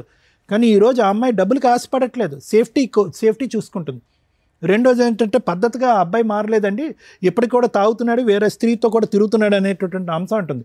అంటే ఆ అమ్మాయి ఉద్దేశం ఏంటంటే మీరు ఆస్తులతో నన్ను కొనలేరు. తాగుడు క్యారెక్టర్ పరంగా అతను అలాగే ఉన్నాడు, క్యారెక్టర్ పరంగా మా మామే ఉన్నాడు, ఏం చూసి ఆ ఇంట్లో 2 పిల్లల్ని తీసుకుని నేను పోవాలి అనే ప్రశ్నే ఆ అమ్మాయి అడుగుతుంది. ఆ అమ్మాయి డబుల్ మాట అని నేను ఎందుకు అంటున్నానంటే, ఇందాక రమ్య మేడం ఒక సాలిడ్ క్వశ్చన్ అడిగారు. అంటే వ్యంగ్యంగా మీ మావ నీతో మాట్లాడి గెటౌట్ అని మా ఇంట్లో అనకపోతే కనుక మా మావ బలవంతం చేస్తున్నాడు నన్ను, మా అత్తగారి దగ్గరుండి మా ఆయన కూడా దగ్గరుండి ఆ గదిలోకి తోస్తుందనే మాట ఎప్పటికీ భరిస్తూనే ఉంటుంది ఆవిడ. అంటే ఏంటి అటువంటి వాతావరణంలో 2 పిల్లలు కన్నావా నువ్వు? నీ భర్తతో 2 పిల్లలు కన్నావా? నీ భర్త క్యారెక్టర్ కరెక్ట్గా లేదు, మీ అమ్మ క్యారెక్టర్ కరెక్ట్గా లేదు, వాళ్ళందరూ కలిపి మీ మాతో కాపురం చేయని చెప్పి బలవంతంగా ఒక పక్క బెడ్రూమ్లోకి తోస్తే అటువంటి వాతావరణంలో నువ్వు ఎల్లకాలం ఉండాలని డిసైడ్ అయిపోయావా? ఈరోజు వ్యంగ్యంగా మీ మామ మాట్లాడేటప్పటికి పబ్లిక్గా వచ్చి ఆ చౌరాస్తా దగ్గర నువ్వు ధర్నా చేస్తావా? అంటే నీ పద్ధతి ఏంటి, నీ ఆలోచన ఏంటి? కేవలం ఏం లేదు, ఒక పెళ్లి చెడిపోయింది కాబట్టి రెండో పెళ్లి కూడా. ఎంత పెళ్లి చెడిపోయినా కూడా అంత అంత అంత అంత దిగజారిపోతాము మనం. ఈరోజు గట్టిగా మాట్లాడుతుంది మౌనిక, గట్టిగా మాట్లాడుతుంది, నిలదీస్తుంది, వేలెత్తి చూపెడుతుంది, నానా విధాలుగా మాట్లాడుతుంది. తాగుబోయేటటువంటి భర్తతో అసలు నువ్వు ఎందుకు కాపురం చేసావు? ఒక వాతావరణంలో మామ యొక్క క్యారెక్టర్ బాగాలేకపోతే కనుక అటువంటి వాతావరణం 2 పిల్లల్ని ఎందుకు కన్నావు? ఈరోజు మామ గెటౌట్ అనేంత వరకు మామ వైపు ఏలెత్తి ఎందుకు చూడలేదు? అంటే 10 సంవత్సరాల తర్వాత మామ గెటౌట్ అంటే కనుక 10 సంవత్సరాల పాటు ఇదే వాతావరణంలో నువ్వు ఉండేదానివా? సో ఈ అమ్మాయి మాటలో కూడా అసలు లాజిక్ లేదు, రీజన్ లేదు. అంటే మీరు రమ్య మేడం అంటుంది, మీరు ఆడపిల్లని అడుగుతారు కానీ ఆ వెనకతలు ఉండేటటువంటి భాగవతం మీకు తెలియదు అంటే కనుక అటువంటి భాగవతంలోనే కదా కర్మ. నువ్వు 3 సంవత్సరాల పాటు కాపురం చేసావు భర్తతో పాటు 2 పిల్లల్ని. ఈరోజు అమ్మాయి యొక్క మనం చిన్న చూపు చేసి చూడట్లేదు. కానీ ఇటువంటి అట్మాస్ఫియర్లో ఈరోజు మళ్ళీ కాంప్రమైజ్ అండి, మళ్ళీ వాళ్ళు కలిసి ఉంటారండి అని చెప్పి అడగటం అనేది హాస్యాస్పదం. ఇక్కడ నెంబర్ 1 మీ అబ్బాయి యొక్క క్యారెక్టర్ బాగాలేదు, నెంబర్ 2 మీ అబ్బాయి యొక్క వ్యసనాలు అసలు బాగాలేదు, నెంబర్ 3 మీ వైపు 1 ఏళ్ళు కాదు 10 ఏళ్ళు మీ వైపు చూపెడుతున్నప్పుడు అటువంటి వాతావరణంలో ఎందుకు వచ్చే అమ్మాయి ఉంటుంది? It's not workable sir. ఈరోజు మీ యొక్క జీవిత కర్తవ్యం ఏంటి అంటే కనుక ఈరోజు మా అబ్బాయికి పెళ్లి చేయటం, ఇంకో అమ్మాయిని తీసుకురావటం, ఆ అమ్మాయితో ఇంకో 2 పిల్లలకి అంటాం కాదు. తక్షణ కర్తవ్యం, జీవిత కర్తవ్యం ఏదన్నా ఉంది అంటే కనుక మీ తల్లిదండ్రులుగా మీ ఇద్దరికి మీ అబ్బాయి కౌన్సిలింగ్ ఇవ్వండి, లేదంటే సరైనటువంటి రిహాబిలిటేషన్ సెంటర్లో పెట్టండి, డి అడిక్షన్ థెరపీ ఇవ్వండి, ట్రీట్మెంట్ ఇవ్వండి. ఆ అబ్బాయిని ఒక మనిషిగా చేయండి, ఒక వ్యక్తిగా మార్చండి. ఈరోజు ఏ దమ్ము ధైర్యంతో ఆ అబ్బాయి ఈరోజు మా భార్య తన బిడ్డను తీసుకుని ఇక్కడికి వస్తే కనుక నేను బతుకుంటాను, లేదంటే తాగి చచ్చిపోతానని. ఇప్పుడు ఆ అబ్బాయి తాగి ప్రత్యేకంగా ఏం చచ్చిపోలేదు, ఈ పాటికే ఆ అబ్బాయి లివర్ కిడ్నీ అన్నీ పాడైపోయి ఉంటాయి. పట్టుమని అతని జీవితంలో 5 నెలలు మించి అతను తాగుడు ఆపలే, నేను చెప్పగలను. అతని జీవితంలో 5 నెలలు మించి ఎప్పుడైతే మాల వేసుకుంటాడో 5 సార్లు మాల వేసుకున్నప్పుడు నెల ఆపుకుంటాడు, అంతే, అంతకు మించి ఆపలే. ఇక్కడ మీ బంగారం బాగాలేదు సార్. మీ బంగారం బాగున్నప్పుడు ఎలాగ అమ్మాయిని ఏం చూపెట్టి ఒక ఆశ చూపెట్టి ఇక్కడ రమ్మంటాం? ఇక్కడ not only protecting the marriage, ఇక్కడ పెళ్ళిని కాపాడాలా, ప్రాణాలు కాపాడాలంటే ప్రాణాలని పరువుని కాపాడాలి. ఇప్పుడు ఆ అమ్మాయి ఏ ఉద్దేశంతో ఇక్కడికి రావాలి? ఆ పెద్ద ఆవిడ ఏడుస్తుంది, కానీ ఏ ఉద్దేశంతో మనం ఈరోజు తీసుకొచ్చి ఇక్కడ పెడతాం? ఏం గ్యారంటీ ఉంది? ఎవరిస్తారు గ్యారంటీ? ఇస్తాడా మీ అబ్బాయి తాగుడు జీవితకాలంలో ఆపుతాడని? అలాంటి గ్యారంటీలు ఎన్నో ఇచ్చుంటాడు అబ్బాయి. ఇస్తాడా మీ అబ్బాయి గ్యారంటీ ఈవిడతో తప్ప వేరే ఆడదాని వైపు నేను చూడనని చెప్పి? మీ వ్యక్తిత్వం గురించి నేను మాట్లాడట్లేదు, కానీ మీ అమ్మాయి అంత మీ కోళ్ళ అంత ఇదిగా మీ వైపు వేలెత్తి చూపెడుతూ ఉంటే కనుక ఏం అడుగుతాం? మీరు ఎలా అడుగుతున్నారు? ఆ అమ్మాయిని రమ్మని చెప్పి మీ ఇంటికి మళ్ళీ మానభంగం చేశాడు మా మామ అని చెప్తాడు. రెడీయా మీరు ఆ కేసు ఫేస్ చేయడానికి? మీ అబ్బాయి యొక్క వ్యక్తిత్వం క్యారెక్టర్ కరెక్ట్గా అనంతసేపు మీ భర్త మీద సమాజం ఈ అమ్మాయే కాకుండా నలుగురు వేలెత్తి చూపెట్టేటటువంటి పరిస్థితి క్లీన్ అయ్యేంత వరకు ఈ కాపురం కలిపేటటువంటి ధైర్యం చేసేటటువంటి పెద్ద మనిషి ఎవడో ఉండడు అనేది నా అభిప్రాయం. ఎవడు ధైర్యం చేయకూడదు కూడా, ఎందుకంటే సేఫ్టీ ఇష్యూ గురించి మాట్లాడినప్పుడు అలా చేయకూడదు. అది నా ఉద్దేశం. Thank you. ఏం మాట్లాడదాం? మీరు మాట్లాడండి. వినండి సార్, ఏం మాట్లాడదాం? ఎందుకు వచ్చారు? జడ్జిమెంట్ ఒకటే కదా సార్. ఎక్స్పెక్ట్ చేసి ఇక్కడికి వచ్చారో నాకు అర్థం కూడా కాలే. మీరు ఇక్కడి దాకా వచ్చినందుకు మీకు కొంత తెలియాలి, ఏంటి న్యాయం ఏంటి, ధర్మం ఏంటి అని. ఇక్కడ ఫస్ట్ మనం ధర్మం గురించి మాట్లాడుకుందాం. ఎందుకంటే నేను ఎప్పుడు మోరల్ వాల్యూస్కి ఎక్కువ ఇంపార్టెన్స్ ఇచ్చే మాట్లాడతా. లీగాలిటీ అనేది ప్రొటెక్షన్ కోసం ఇంకొక దానికోసం రావాలి. మామగారు వర్సెస్ కోడల్ ఈ కేసు ఇంత విన్నారు కదా. దీనివల్ల మనం నేర్చుకునేది ఏంటి? నేర్చుకోవడం కోసమే ఈ ఎపిసోడ్స్. అమ్మ కోడలు గారు ఎవరైతే ఉన్నారో మీ పేరు కూడా నేను మళ్ళీ చెప్పట్లేదు, మీ ఇన్లాస్ ఫేస్లు ఇక్కడ చూపించట్లా. మీ పేరు మీద కొన్ని కోట్ల మంది ఉంటారు సమాజంలో, ఇది మీ కేసు అని ఎవరికి తెలియదు. సో కాబట్టి మీరు ఫ్రీ, మీ అత్తామామలు కూడా ఫ్రీనే, ఇక్కడ ఎవరు మిమ్మల్ని హైలైట్ చేసి ఫేసులు చూపించట్లేదు కాబట్టి రిలాక్స్ ఉండండి. కోడళ్ళు ఈ మధ్య కేసులు వేసేటప్పుడు దారుణాతి దారుణంగా దిగజారి ఎలిగేషన్స్ని పెట్టడం వల్ల కోర్టులు నిజంగా సఫర్ అవుతున్న అమ్మాయిలకి న్యాయం జరగట్ల. ఈ పాపం మీరు వేసుకుంటారని గుర్తుపెట్టుకోండి. ఫస్ట్ ఆ దిగజారుడు మాటలేంటో తెలుసా? కొత్తగా మామగారు సెక్సువల్ అబ్యూస్ చేశారని, అత్తగారు ఈ కేసులో అయితే అత్తగారే రూమ్లోకి తోసింది, తాగుబోతు భర్త రూమ్లోకి తోశారు. మరి సెక్సువల్ అబ్యూస్ జరిగిందా? జరగల. నేను మాట్లాడిన 3 minutes ఫోన్ కాల్స్లో మీకు 90% క్రాస్ ఎగ్జామినేషన్ అయిపోయినట్టే లెక్క. ఆ అమ్మాయి ధైర్యం లేదా? ఇంత నరకం భరించడానికి అంత అవకాశం ఉందా? ఎందుకు ఉందో చెప్తాను. అవన్నీ దారుణం అండి. ఎప్పుడైనా ఒక మహిళ సెక్సువల్ అబ్యూస్ జరగదా మేడం అంటే జరుగుతాయి. వరస్ట్ ఆఫ్ వరస్ట్ మామగారులు ఎక్కడో ఉంటారు. మామగారు సెక్సువల్ అబ్యూజు, మా ఆయన మా అత్తగారితో పడుకుంటాడు వెళ్ళి, ఇవన్నీ చండాలమైన మాటలమ్మా. మళ్ళీ మీ అదే క్రాస్ ఎగ్జామినేషన్లో అడిగితే అత్తగారి దగ్గర పడుకోవడం అంటే నా రూమ్లో పడుకోడండి, అత్తగారు హాల్లో పడుకుంటే వెళ్ళి ఆవిడ పక్కన పడుకుంటాడు. తల్లికి ఎప్పుడు కొడుకు చిన్నపిల్లోడే, వాడికి 70 ఏళ్ళు వచ్చినా కూడా. అలాగే మామగారుల విషయానికి వస్తే ఆయనకి 2 కూతుర్లు ఉన్నారు. ఆల్రెడీ ఒక కూతురు కాపురం నాశనమే, ఆ పిల్ల కూడా ఇంట్లోనే ఉంటుంది. ఒక ఆడబడుచు ఇంట్లో ఉండి, మనవరాలు ఇంట్లో ఉండి దరిద్రాతి దరిద్రంగా ఒక ఎలిగేషన్ వేస్తున్నప్పుడు మనస్సాక్షి ఒకటి ఉంటుంది కదమ్మా. ఫస్ట్ హస్బెండ్ చనిపోయి రెండో హస్బెండ్ తాగుబోతూ వచ్చిన 1-2 monthsకే నీకు సీన్ అర్థమవుతుంది. వచ్చిన 1 yearలో ప్రెగ్నెన్సీ తెచ్చుకున్నప్పుడు మీకు సీన్ అర్థమైంది. ఇంటి యజమాని మామగారు హోల్ అండ్ సోల్. ఎందుకు చేసుకున్నావు పెళ్ళి? ఆస్తి కోసం. మామగారు ఎందుకు పెళ్లి చేశాడు? తాగుబోతు కొడుకు ఎవరో ఒక పిల్ల ఉండి వారసత్వం ముందుకు తీసుకెళ్ళాలి. ఎందుకంటే మన ఇండియన్స్ ఆలోచన విధానం ఆస్తి ఎక్కడికి పోకూడదు. అదే ఆడపిల్లలకి అసలు వెళ్ళకూడదు. కొన్ని సందర్భాల్లో మగపిల్లడు వరస్ట్ ఆఫ్ వరస్ట్ అయినా కూడా ఆళ్ళ వారసులకే వెళ్ళాలి. అదే ఈ మూర్ఖుడైన మాంగారు చేసిన పని. నా కొడుక్కి పిల్లలు పుట్టాలి, అందులో ఫస్ట్ ఇందాక మీరు అన్నారో లేదో మాకు వారసుడు పుట్టాడండి. మగపిల్లడు పుడితే వారసుడు, ఆడపిల్లలు వారసులు కదా. Mistake number 1. నెక్స్ట్ మా మనవడు పుట్టాడండి, పుట్టగానే నేను 2 ఎకరాలు రాసేద్దాం అనుకున్నాను. రాశారా? రాయిలా. మనవరాలు పుట్టేదాకా మళ్ళీ వ్యవహారం నడుస్తూనే ఉంది.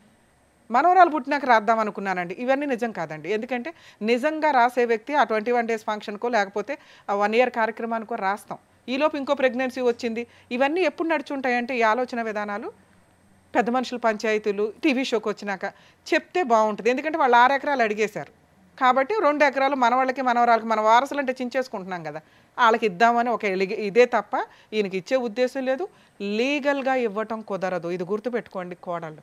మాంగారు ఆస్తిని చూసి కొడుకుల్ని పెళ్లి చేసుకుంటే కొడుక్కి సంపాదన మీదే మీ మెయింటెనెన్స్ ఉంటుంది. కొడుక్కి సంబంధించి అతని ఇన్కమ్ అతని ఆస్తుల మీదే మీకు ఆస్తి హక్కులు ఉంటాయి తప్ప మామగారు అత్తగారో సెల్ఫ్ ఎక్వైర్డో స్త్రీధనాల మీదో మీకు ఎటువంటి హక్కు ఉండదు. తిన్నగా కాపురాలు చేసి భర్తతో పాటు కంటిన్యూ అవుతూ భర్తకు వచ్చినప్పుడు మీరు తీసుకోవడం అనేది కామన్గా జరిగింది. పెళ్ళిళ్ళు చేసుకోవడం వరస్ట్ ఆఫ్ వరస్ట్ ఎలిగేషను. నిజంగా ఏదైనా స్త్రీకి వాళ్ళ మాంగారి దగ్గర నుంచో మా బావల దగ్గర నుంచో మరుదుల దగ్గర నుంచో ఇలాంటి ఒక సెక్సువల్ అబ్యూజ్ జరిగితే తల్లి చెప్పు తీసి కొట్టి బయటికి రండి. ఒక్క సెకండ్ కూడా ఆలోచించొద్దు. మీ క్యారెక్టర్లో పాతాళంలోకి వెళ్ళిపోతాయి. జరుగుతాయి. ఎక్కడో వరస్ట్ కోర్టులో ఒకటి దరిద్రుడు ఎక్కడో ఉంటాడు, వాడు పాపన ఆడిపోతాడు. బయటికి రండి. దీనికంటే సంవత్సరం ఆగి రావడం ఎందుకు? పెళ్ళి అమ్మాయి ఎప్పటి నుంచి జరిగింది నీకు ఈ హెరాస్మెంట్ అంటే ఫస్ట్ బాబు కడుపులో ఉన్న దగ్గర నుంచి. మరి రెండో ప్రెగ్నెన్సీ ఎందుకు తెచ్చుకున్నావు అంటే ప్రిపేర్, కోర్టుకి చెప్పడానికి ప్రిపేర్. జడ్జిలకి తెలియవా? నిజంగా హ్యాట్స్ ఆఫ్ అండి ఫ్యామిలీ కేసులు చేస్తున్న జడ్జెస్ ఎవరైతే ఉన్నారో. ఎందుకంటే ఆ కష్టం ఏంటో మాకు తెలుస్తుంది. ఈ మధ్య ఇంకా వరస్ట్. ఒకప్పుడు ఫ్యామిలీ మ్యాటర్ అంటే ఫ్యామిలీ మ్యాటరే, ఇప్పుడు ఎంత ట్విస్టులు, ఎంత దారుణంగా మాట్లాడుతున్నారు. 2 years ఎవరండి ఒక మామగారు సెక్సువల్ అబ్యూస్ చేయడానికి రెడీ అయిపోతారు. చేయలే, ఒక అదృష్టం ఏంటంటే చేయలే. సెక్సువల్ అబ్యూస్కి రెడీ అవుతూ రూమ్లోకి అత్తగారు వెళ్ళు అని తోస్తూ భర్త కూడా దోస్తాడట. అలాంటి భర్తతో సెకండ్ టైం వాడు తాగొచ్చి అని ఈడ్చుకెళ్ళిపోతే పడుకుంటూ పోయిందంట. మళ్ళీ ప్రెగ్నెన్సీ. టూ మచ్ అనిపించట్లే మీకు? జడ్జెస్ ఏమో అక్కడ ఊరికే కూర్చుంటారు అనుకుంటారా? మేమంటే మాట్లాడతాం, పాపం వాళ్ళు ఏంటి జడ్జిమెంట్ ఇవ్వాల్సిన టైంలో ఇస్తారు. సెన్స్ ఉండాలి కదమ్మా మాట్లాడేటప్పుడు. మీకు తండ్రి ఉంటారు, మీకు అన్నదమ్ములు ఉంటారు. ఎంత హీనంగా మాట్లాడుతున్నారమ్మా మీరు. ఆయన చెడ్డోడైతే బయటకు వచ్చాయి. లా అండ్ ఆర్డర్ నీకు ఫేవర్గా ఉంటుంది. సెక్సువల్ అబ్యూస్ని ఏ కోర్టు యాక్సెప్ట్ చేయదు. నువ్వు ఆ రోజు చేసే కేసు స్ట్రాంగ్ కేసు. 2 years అనుభవించానండి. నువ్వు ఇంట్లో నుంచి ఎట్లా వెళ్ళావు తల్లి? సెక్సువల్ అబ్యూస్ జరిగినప్పుడు వెళ్ళాలి. అదొదిలేసి మామగారు తిడితే ఆయన ఇంట్లో నుంచి తరిమితే వెళ్ళవచ్చు. టూ మచ్ కదా. మళ్ళీ సెకండ్ మ్యారేజ్ మేడం, ఇప్పుడేం చేస్తావు? ఇప్పుడు కూడా సెకండ్ మ్యారేజేగా. మేము కలపడానికి ట్రై చేస్తుంటే నువ్వు ఆ ఛాన్స్ కూడా ఇవ్వట్లా. 15 ఎకరాలు కావాలి మనకి కాదా? ఈ ఆస్తి మీ మామగారి స్వార్జితం. మీకు సెకండ్ మ్యారేజ్ సర్దుకోవడం అనేది ఓన్లీ ఆస్తి కోసమే సర్దుకున్నారు తప్ప నిజంగా సెక్సువల్ అబ్యూజ్ని నేనైతే యాక్సెప్ట్ చేయట్లేదు. ఎందుకంటే భూప్రపంచంలో ఏ స్త్రీ కూడా మామగారు ఇట్లాంటి హెరాస్మెంట్ చేస్తే తొక్కుల ఆస్తి కోసం టెంప్ట్ అయ్యారు ఇదయ్యే దరిద్రులు ఎక్కడో ఉంటారు తప్ప మీరు అది కాదు. ఎందుకంటే నేను నమ్ముతున్నా మీ క్యారెక్టర్ని. ఇటువంటి అబ్యూజే జరిగితే ఆస్తి కోసం గంజన్న తినొచ్చు తల్లి, ఆస్తి కోసం క్యారెక్టర్ నమ్మకోవద్దు. అమ్ముకున్నారా మళ్ళీ మాట్లాడద్దు బయటకు వచ్చి. ఎందుకంటే మామగారు అంటే ఒక తండ్రి పాత్రలో ఉంటారు తల్లి. చాలామంది కోడళ్ళు వణికిపోతారు ఇప్పుడు ఈ ఎపిసోడ్ వింటే. మామ నవ్వుతూ దగ్గరికి వచ్చినా వాళ్ళకి భయం వేస్తుంది, అమ్మ అని తలని విన్నా భయం వేస్తుంది. ఎందుకంటే ఆ స్పర్శ యొక్క మీనింగ్ ప్రతి స్త్రీకి తెలుసు. ఏ మగాడు ఏ దృష్టితో చేయేస్తాడు అని. ఆ బేసిక్ సెన్స్ లేకుండా బతకట్లేదుగా. ఆస్తుల కోసం బతికారంటే ఆ పాపాలు మూటగట్టుకోవాల్సిన పరిస్థితి. ఇప్పుడు 3 పిల్లల్ని దగ్గర పెట్టుకొని న్యాయ పోరాటం, 498 డీవీసీ, మెయింటెనెన్స్, ఆస్తుల పార్టీషన్. అలాగే తల్లి సుప్రీంకోర్టు దాకా వెళ్ళొచ్చు ఈ కేసులో. నువ్వు హ్యాపీగా నీ భర్త ఏ పని చేయడు, పనికి మాల తాగిపోతూ ఆయన దగ్గర నుంచి నీకు మెయింటెనెన్స్ కూడా అంతంత మాత్రమే. మరి అత్తమామలు ఇవ్వాలి కదండి అంటే ఎక్కడైనా రీజనబుల్గా ఏదైనా కోర్టు పిల్లల హ్యూమనిటికల్ గ్రౌండ్ మీద ఈయనేదో తెలియక ఇప్పుడు 2 ఎకరాలు 4 ఎకరాలు ఇస్తానన్నాడు కానీ ఆ మాట అనకపోతే ఖచ్చితంగా మెయింటెనెన్స్ కూడా రాదు. అత్తమామల దగ్గర నుంచి వసూలు చేసే రైట్స్ నీకు లేవు. ఇలాంటి ఒక ఎలిగేషన్ వేసిన తర్వాత వాళ్ళే హ్యూమనిటికల్ గ్రౌండ్లో ఇచ్చేవాళ్ళు మీకు. మీరు ఇంత బూతు నెక్స్ట్ పెద్ద మనుషుల పంచాయతీలో ఆయన పరువు తీసేశారు. అర్థమవుతుందా? ఎందుకంటే ఆయన నిజంగా మీకు సెక్సువల్ అబ్యూజ్ చేసి ఉన్న ఈరోజు రమ్య గారు వాయిస్ రేస్ చేయలేకపోతున్నారు. మీరు 2 ఇయర్స్ దాన్ని కంటిన్యూ అవ్వడం వల్ల. మీ మామగారు ఇంట్లో నుంచి బయటికి వెళ్తే మేడం నేను వెళ్ళలేనండి, నేను కేసులు వేయలేనండి, నాకు ఎవరు సపోర్ట్ లేరండి, సెకండ్ మ్యారేజ్ కాబట్టి నిలబెట్టుకున్నానండి అన్న నువ్వు 10 ఛానల్స్ని కూర్చోపెట్టావు, నిరాహార దీక్ష చేసావు. ఈ రోజున 10 కేసులు వేసి కంటిన్యూ అవుతున్నావు. కేసులు వేయడానికి అన్నీ బాగానే ఉంటాయి తల్లి. ఒక 5 ఇయర్స్ ఫైట్ చేయండి. మీకు జరగాల్సిన న్యాయం కోర్టు ద్వారా 100% నడుస్తుంది. రిమైనింగ్ నీ గురించి మంచిగా మాట్లాడితే మీకు అవసరం సెకండ్ మ్యారేజ్ చేసుకున్నారు. ఫస్ట్ కూతురు ఎవరైతే ఫస్ట్ హస్బెండ్ నుంచి అతను చనిపోవడం వల్ల పుట్టిన పాప ఏదైతే ఉందో అమ్మమ్మ తాతయ్యల దగ్గర పెరుగుతున్న సమయంలో ఖచ్చితంగా వీళ్ళు ఒక కండిషన్ పెట్టారు, మా ఇంటికి తీసుకురాము, మాతో పాటు ఉండడం జరగదు అని. అది ఏ స్త్రీ కన్నా పేగుబంధం లాగేస్తూ ఉంటుంది తల్లి. నీకు అటు ఎక్కువ ఇంట్రెస్ట్ ఉంటుంది కామన్గా. గబా గబా ఇక్కడ ఒక 2 పిల్లల కంటే ఇక్కడ నుంచి కొంత ఆస్తి వస్తుంది. ఎప్పుడైనా 10 ఏళ్ళ కన్నా నువ్వు ఈ పంచాయతీ పెట్టేదానివి, ఇప్పుడే కాదు. ఎందుకంటే మీ ఆయన పనికి మనలోడు ఏ తాగుతానే పడి ఉంటాడు ఎక్కడైనా కానీ. నెక్స్ట్ ఆయన పెళ్ళిళ్ళ గురించి అక్రమ సంబంధాల గురించి తెలియక ఆస్తి కోసం మీరు చేసిన ఈ పని ఏదైతే ఉందో మీ క్యారెక్టరే తగ్గిపోయేలాగా ఉంది. మీరు కరెక్టే కాదు అసలు. మీ కోడలు ఆ విషయాన్ని సప్రెస్ చేసింది కాబట్టి ఈ తప్పు జరగలేదు అని మేము నమ్ముతున్నాం. ఎందుకంటే 2 ఇయర్స్ సెక్సువల్ అబ్యూస్ జరుగుతుంటే ఏ స్త్రీ కూడా ఆస్తి కోసం కక్కుర్తుపడి మీ కోడలు లాంటి నిజాయితీ పిల్ల అయితే అసలు ఆగదు. ఆ అమ్మాయి నిజాయితీ పిల్లే, ఆ అమ్మాయికి సెక్సువల్ అబ్యూస్ జరగలే. బయటకు వచ్చినప్పుడు చెప్పాల్సిన ఎలిగేషన్స్ ఉంటాయి. ఎక్కేసిన వాళ్ళు ఎవరో ఉంటారు, ఎక్కేశారు. అర్థమవుతుందా? ఎందుకంటే ఆ అమ్మాయికి తినడానికి ఉన్నా లేకపోయినా ఒక మామగారి దగ్గరకు వచ్చి ఇలాంటి ఒక పని చేస్తే పని చేయడానికి ట్రై చేసినా కూడా యాక్సెప్ట్ చేయరు. ఇలాంటి ఈయన ఇక్కడికి వచ్చి ఆ మాట మాట్లాడకూడదు, నాకు కోడలు కావాలండి అని. ఇలాంటి అమ్మాయి ముఖం కూడా చూడకూడదు. ఈయన క్యారెక్టర్ ఇక్కడ ఎందుకు తగ్గిపోయిందో తెలుసా? ఈయన తప్పు చేశాడని కాదు. అలాంటి అమ్మాయిని మేడం నాకు కోడలు కావాలండి మా అబ్బాయి కోసం అన్నారు చూసారా, అక్కడ పడిపోయింది. ఒక మామగారు తండ్రి పాత్రలో ఉన్న వ్యక్తి క్యారెక్టర్ని రోడ్డు మీద టీవీ ఛానల్స్లో పంచాయతీ పెట్టి ఈరోజు మాట్లాడుతుంటే కూడా ఆ అమ్మాయి అంత ఎమోషనల్లో మాట్లాడుతున్నప్పుడు మీ పనికిమాలిన అబ్బాయి యొక్క సంసారం కోసం మీరు అమ్మాయి వస్తే చాలండి అంటే దారుణాతి దారుణం. మీరు ఆ పని చేయడానికి ఇంకా కంటిన్యూ అవ్వడమో ఇంట్రెస్ట్ చూపించడమో మీరు ఆ పని చేశారు అనేది కన్ఫర్మ్ అయిపోతుంది సార్. దయచేసి ఎక్కడా కూడా మళ్ళీ వీళ్ళిద్దరిని కలపడానికి మీరు ట్రై చేయకండి. మీ క్యారెక్టర్ మీకు ఇంపార్టెంట్ అయితే మీకు తెలియక మీరు మాట్లాడుతున్నారు. కేసులు క్లోజ్ అయిపోతే కోర్టుల చుట్టూ తిరగాల్సిన పని ఉండదు. మా అబ్బాయికి ఎవరో పిల్లలు ఉంటారు, 2 పిల్లలు అక్కడ బతుకుతున్నారు. ఆ పిల్లలు ఎక్కడ బతకాలనేది ఆవిడ డిసైడ్ చేసింది, మీరు కాదు. అర్థమవుతుంది? మీరు చిన్న విషయం అంటున్నారు కానీ అదంతా ప్లానింగ్తో జరిగిన విషయం. నిజంగా సెక్సువల్ అబ్యూజ్ ఉంటే ఆల్రెడీ ఒక కూతురు ఇంట్లో ఉంటుంది, ఒక కొడుకు పనికిమాలినోళ్ళు తయారయ్యాడు, మీ పనిష్మెంట్ మీరు పడుతున్నట్టే లెక్క. అందుకే ధర్మం మాట్లాడతాం. లా అండ్ ఆర్డర్ అనేది మన ఇండియన్ కాన్స్టిట్యూషన్స్లో వీటన్నిటిని కలుపుకొనే లీగాలిటీ సిస్టమ్ని క్రియేట్ చేయడం జరిగింది. అంత ఎవిడెన్స్ కావాలి లా ప్రకారం అని. కానీ మోరల్ వాల్యూస్ కొన్ని ఉంటాయిగా, అవి ఎవిడెన్స్ మీద జడ్జిమెంట్ మీద ఖచ్చితంగా ఎఫెక్ట్ పడతాయి. ఇక్కడ అదే జరిగింది. మీకు మీ అబ్బాయిని కాపాడుకోవడం ఎట్లా అని ట్రై చేయండి. మీరు విన్నారు కదండి, 20 ఇయర్స్ అప్పుడు స్టార్ట్ అయిందట అబ్బాయి గారి తాగుబోతుతనం.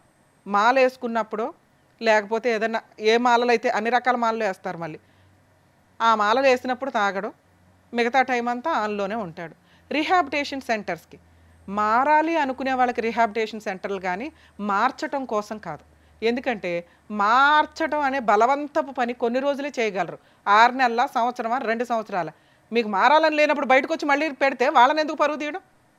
మారాలి అనుకునే వాళ్ళకే అవన్నీ. మీరు బలవంతంగా చేసే పని కొంతకాలం తాగకుండా ఉంచడానికి పనికొస్తుంది. మారండి, మాల వేసుకున్నారు, ఏం నేర్చుకుంటున్నారు? అన్ని రకాల మాలలు వేస్తున్నారు, వాటిల్లో ఎన్ని రకాల ధర్మమైన పద్ధతులు ఉంటాయి. అది వేసుకుని భక్తితో వేసుకుంటున్నారా, కొంతకాలం తాగుడు మానేయడానికి వేసుకుంటున్నారా? కొంచెం బేసిక్ ఆలోచించండి. 21 days 41 days ఒక పని కంటిన్యూస్గా చేసామంటే ఆ మంచి అలవాటు అవుతుందట. 10 సార్లు వేసుకున్నారు, 10 ఏళ్ల నుంచి వేసుకుంటున్నారు, 5 ఏళ్ల నుంచి. అమ్మ ఇట్లాంటి కొడుకుని మీరేమి వెనకేసుకొని రావసరలా. అలాగే మీ ఆయన ఆ అబ్బాయి పరువు అంతా తీయవసరలే, ఎందుకంటే మీ పెంపక లోపం ఇది. 20 ఏళ్ల కుర్రోడి తాగుడు మానిపించలేని తల్లిదండ్రులు ఆస్తి మీద కాన్సన్ట్రేషను, సొసైటీలో పరువు మీద కాన్సన్ట్రేషను, ఆ అబ్బాయికి ఏదో పెళ్లి చేసేయాలని కాన్సన్ట్రేషన్. లీగల్ ప్రొసీడింగ్స్ సార్ మీరు నేర్చుకోవాల్సింది, తెలుసుకోవాల్సింది సత్యనారాయణ గారు. లీగల్గా మీరు ఫైటింగ్ చేయండి, మీకు ఎక్కడా కూడా చిల్లిగవ్వపోదు. మీరు 4 ఎకరాలు పిల్లలకి ఇస్తామనేది కరెక్ట్ కాదు. ఎందుకంటే మీకు నచ్చి ఇవ్వడం వేరు, ఈ రోజున బలవంతంగా తీసుకోవడం వేరు. కోర్టుని డిసైడ్ చేయనివ్వండి, అప్పీల్కి వెళ్ళండి. డైవర్స్ కేసు కంటిన్యూ అవుతుంది. మీ అబ్బాయి నాకు పిల్లలు లేకపోతే మేము బతకలేము, నాకు పిల్లలు కావాలి అంటే మీకోసం పిల్లల్ని మీకు ఇవ్వడం కుదరదు. అత్తమామల కోసం, నానమ్మ తాతయ్యల కోసం పిల్లల కస్టడీ ఇవ్వరు. తండ్రి కరెక్ట్గా ఉండాలి. నిజంగా మీ అబ్బాయికి పిల్లలు కావాలంటే విజిటేషన్ రైట్స్ ఇస్తారు. మీ అబ్బాయి తాగుడు మానేసి మీ కోడలతో మాట్లాడుకొని నా కష్టార్జితంతో నేను నిన్ను పోషించుకుంటాను, మా అమ్మ నాన్న ఇంటికి వెళ్ళొద్దు, మనం బాగా ఓ 10 ఏళ్ళు కాపురం చేసిన తర్వాత అప్పుడు ఆలోచిద్దాం ఆయన మనకు కాకపోతే ఎవరికి ఇస్తారు అని. మీ అబ్బాయికి నిజంగా పిల్లలు కావాల్సి వస్తే మారమనండి, పని చేయమనండి, తాగుడు మానమనండి. విజిటేషన్ రైట్స్కి ఆవిడేసిన ఏ కేసులో మీరు ఒక పర్మిషన్ పిటిషన్ వేసినా మీ అబ్బాయికి పిల్లల్ని చూడడానికి పర్మిషన్ వస్తుంది. మీకు ఆల్రెడీ మనవాళ్ళు లేరా, కూతుర్లు లేరా, మనవరాళ్ళు లేరా, ఉన్నారు.